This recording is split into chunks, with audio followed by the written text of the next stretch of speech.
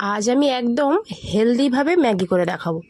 তো প্রথমে এখানে বাঁধাকপি, গাজর, ক্যাপসিকাম, পেঁয়াজ, টমেটো সব কিছুই কেটে নিয়েছি।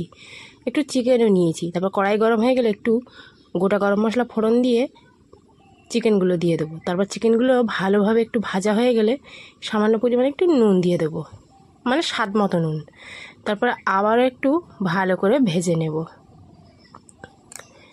একটু ভাজা ভাজা যখন হয়ে আসবে তখন দিয়ে দেবো সেই গোলমরিচের গুঁড়োটা দিয়ে একটু ভেজে নিয়ে সমস্ত সবজিগুলো দিয়ে একটু ভালো করে ভেজে নেব। যে পর্যায়ে ভালোভাবে ভাজা হয়ে যাবে, অনেকটাই নরম হয়ে এসেছে, একটু দিয়ে দিলাম সয়া সস। তারপরে আবার ভালো করে ভেজে নিচ্ছি। তারপরে একটু পানি দিয়ে দিয়েছি 3টে ম্যাগি। তারপরে দিয়ে দিলাম ম্যাগি মশলাগুলো। তারপর ভালোভাবে একটু নেড়ে নেবো। ম্যাগি যখন সিদ্ধ হয়ে আসবে সেই পর্যায়ে দিয়ে দিয়েছি একটু কর্নফ্লাওয়ার গোলা। রেডি আমাদের স্যুপ